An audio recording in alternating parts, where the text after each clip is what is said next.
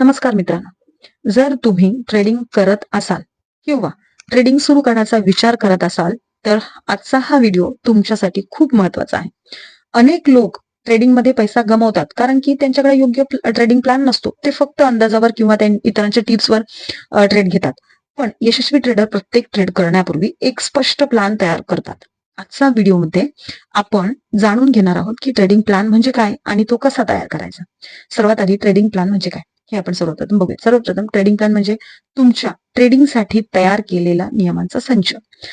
जसे एखादा क्रिकेट संघ सामन्यापूर्वी रणनीती बनवतो, तसेच ट्रेडरने मार्केटमध्ये उतरण्यापूर्वी योजना तयार करणे आवश्यक आहे.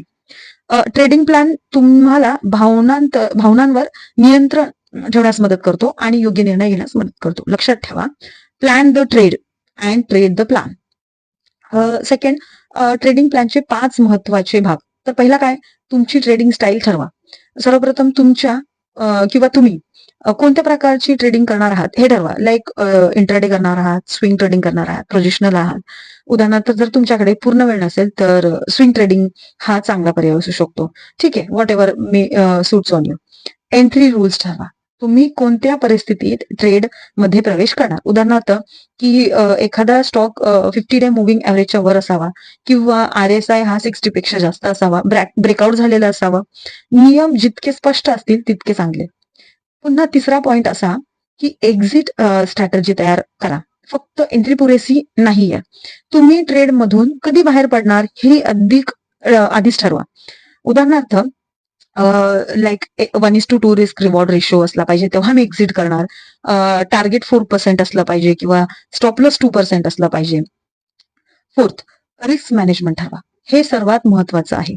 एका ट्रेडमध्ये तुमच्या एकूण कॅपिटल पैकी किती रिस्क घ्यायची. एक्सपर्ट्सचा सल्ला असा आहे की ट्रेडमध्ये 1 ते 2% पेक्षा जास्त रिस्क घेऊ नये as per your capital. Like जर तुमच्याकडे 1 लाख रुपये असतील तर ट्रेडमध्ये जास्तीत जास्त एका ट्रेडमध्ये 1 ते 2,000चा आपण रिस्क घ्यावा. आणि फिफ्थ पॉइंट खूप महत्वाचा, ट्रेडिंग जर्नल ठेवा. प्रत्येक ट्रेडची नोंद असणं खूप गरजेचं आहे. Entry price, exit price, profit loss, trade का घेतला, काय शिकलात. यामुळे काय होतं की तुमच्या ज्या चुका आहेत किंवा प्रॉफिट जरी झालं तरी का झालं, तर ही आपल्याला त्यावर काम करता येतं की ही स्ट्रॅटर्जी इतका वेळा आपल्याला प्रॉफिटमध्ये घेऊन जाते. ठीक आहे, तर याचा आपल्याला एक चांगलं आपल्याला उदाहरण मिळतं किंवा आपल्याला शिकायला मिळतं. जर एखादा हा झाला उदाहरण जे मी तुम्हाला सांगितलं की आपण ट्रेडिंग जर्नल यूज करून आपण किती मोठा चेंज स्वतःमध्ये पाहू शकतो. तर हे सर्वात मोठे 5 महत्वाचे जे मुद्दे आहेत ते आपण डिस्कस केलेत. जर्नल म्हणजे एक प्रत्येक ट्रेडची नोंद, जसं मी सांगितलं. हा साधा प्लॅन देखील आहे ना तुम्हाला इतर अनेक ट्रेडर पेक्षा अधिक शिस्तबद्ध बनवू शकतो.